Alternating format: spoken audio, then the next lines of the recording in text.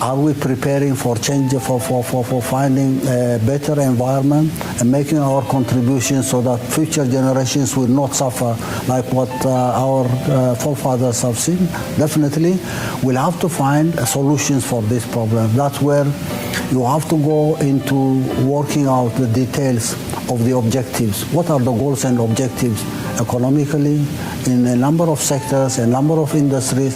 How can we possibly develop an infrastructure? How can we develop strategies for energy integration? How can we develop our resources so that we can achieve food security, not for now, but for a generation to come? How can we cooperate and create complementarity in each and every sector, in each and every industry? What are the resources that we have available? Africa, with not a population of 1.2 billion, but it said that Africa has more than 60% of global endowments. Everything is there: minerals, natural resources, manpower, and everything. It's underdeveloped. Definitely, it will have to find ways of making life better for generations to come. These were accompanied by rigorous reforestation programs. Operational plans for 2025 and beyond include expansion of irrigation schemes. In energy, GOE's approach revolved around installation of thermal, solar, wind, as well as geothermal hybrid systems. Construction companies will be restructured for better implementation of new housing schemes. Similarly, the government will invest in procurement of buses, which will serve especially deprived areas at subsidized prices. The government will also redouble its efforts to revitalize the manufacturing sector geared on value addition. Welcome to Drar for Africa. Eritrea, a resilient nation with a rich history, is poised to embark on a new era of prosperity. With a strategic vision and unwavering determination, the country is undertaking ambitious mega projects in agriculture, mining, and renewable energy. From fertile farmlands to mineral-rich mountains, Eritrea's untapped potential is set to transform the nation into a regional economic powerhouse. By harnessing the power of the sun and wind, Eritrea aims to secure a sustainable future for its people and for the continent. Let's begin. President Isaias elaborated in greater detail GOE's developmental priorities as well as blueprints and operational plans in the critical sectors of water infrastructure, energy, housing, road transport, and investment for 2025. In water infrastructure, President Isaias described the extensive nationwide water conservation programs that have been implemented in the past years that include big dams with 330 million cubic meters, as well as extensive network of smaller dams and water reservoirs. These were accompanied by rigorous reforestation programs. Operational plans for 2025 and beyond include expansion of irrigation schemes. In energy, GOE's approach revolved around installation of thermal, solar, wind, as well as geothermal hybrid systems. Construction companies will be restructured for better implementation of new housing schemes. Similarly, the government will invest in procurement of buses, which will serve especially deprived areas at subsidized prices. The government will also redouble its efforts to revitalize the manufacturing sector geared on value addition. In investment, the GOE will encourage private local investment, and especially from the diaspora, who may have better financial capabilities, not only in traditional hospitality sector, but also in agriculture, manufacturing, mining, etc. Think of Eritrea, you might first wander to its beautiful coastline or rich cultural history. Still, there's something massive going on right now that's worth your attention. We're talking about the ongoing mega infrastructure projects transforming this nation in 2024, projects that are set to reshape the future of Eritrea in ways you probably didn't see coming. These projects are not just roads and bridges, they're the backbone of Eritrea's leap toward modernization, impacting everything from the economy and social services to regional influence and political stability. This video will look closely at some of the most jaw-dropping ongoing projects nationwide. We'll explore new solar power plants, major roadworks connecting key cities, upgraded ports along the Red Sea, and even massive water supply initiatives solving issues Eritrea has been grappling with for years. Ultimately, these projects are laying the foundation for what could be one of Africa's most surprising success stories.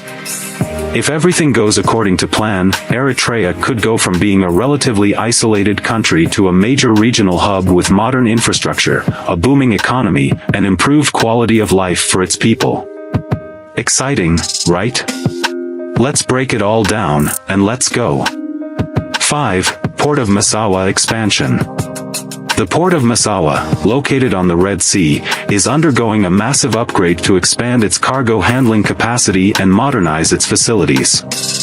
The budget for this mega project stands at $250 million, with funding coming from a combination of foreign investors and government sources. Notably, the work is being carried out by China Harbor Engineering Company, CHEC, a global leader in port construction. The expected completion date is late 2025. Once completed, the port will handle over 15 million tons of cargo annually, almost triple its current capacity. That's huge for Eritrea's economy. Furthermore, Massawa sits on one of the busiest shipping routes in the world, right on the doorstep of Europe, Asia, and the Middle East. By upgrading the port, Eritrea is positioning itself as a critical player in the region, capable of boosting trade within Africa and globally. With increased trade, Eritrea will see a sharp rise in employment, especially in logistics, shipping, and warehousing. The port's expansion is also expected to drive foreign investment into Eritrea's manufacturing sector, thanks to its improved import-export capabilities. 4. Asmara Massawa Road Rehabilitation. This road, stretching about 115 kilometers, is getting a complete overhaul, with the budget set at $100 million. The road will be widened and repaved to support heavy-duty trucks and increase traffic, improving transport logistics for trade and tourism. Russia views a potential for cooperation and investment in Eritrea, while established parties like the US and its allies continue to maintain significant positions in Djibouti and Somalia.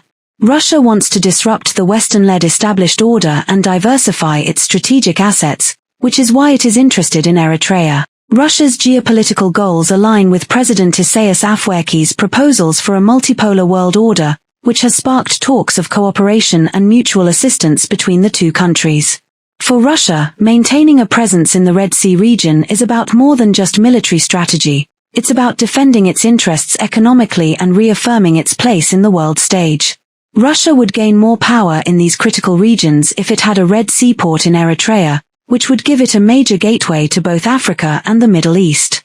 On the other hand, Russia's Red Sea aspirations coincide with heightened international rivalries and tensions. First and foremost, one of the things that I admire the most is the sense of purpose, of direction, of commitment, of determination, and of nationalism and patriotism that I see here from President Afwerki. Since we had time yesterday, it's very clear that he knows exactly what this country needs. And it's very clear that the people are quite determined to develop and have a sense of self-reliance and self-sufficiency in things. And so today we went to see the big dam here. And I was impressed. It's 33 million cubic meters of water that they have.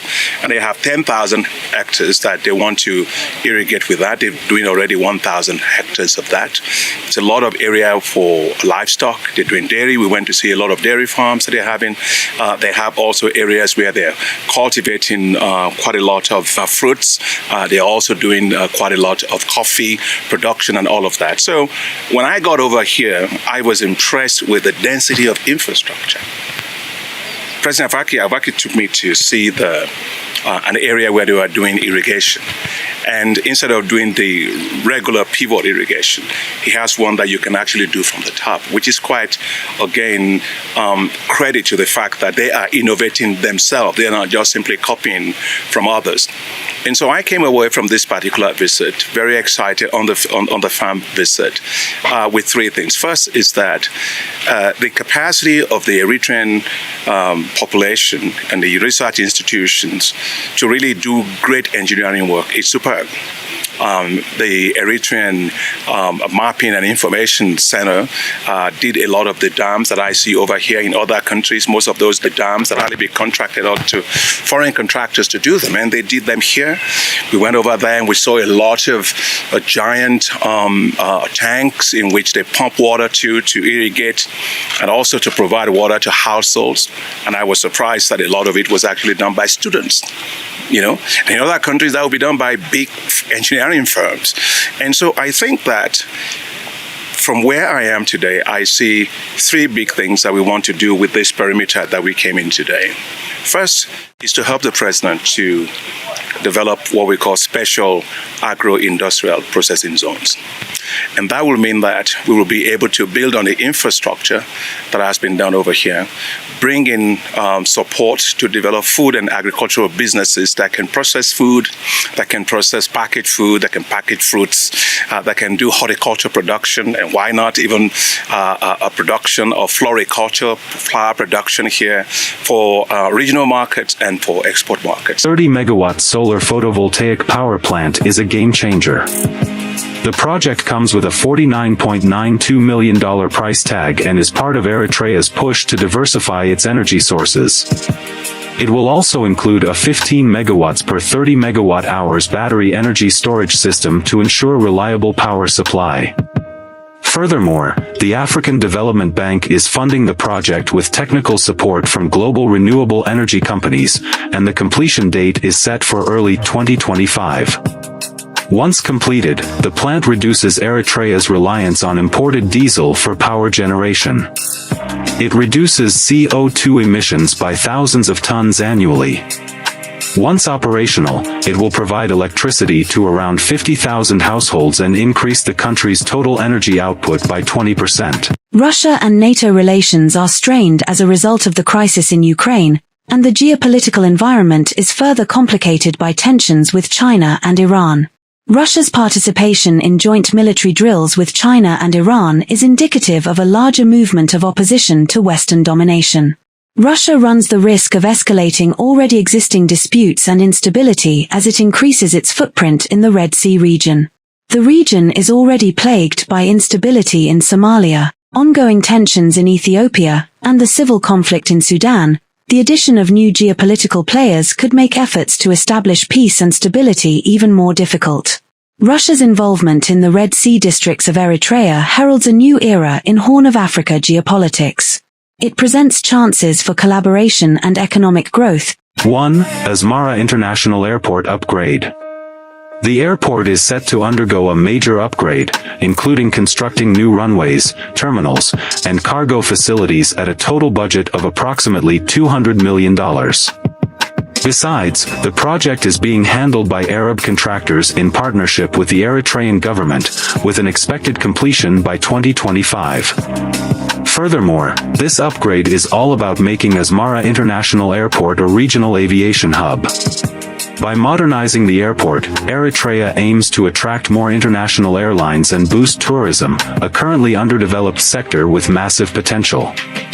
Moreover, once completed, the expanded airport will be able to handle up to 2 million passengers a year, compared to its current capacity of just 500,000. This will open the doors to new business opportunities, tourism growth, and increased air cargo traffic, benefiting the local economy.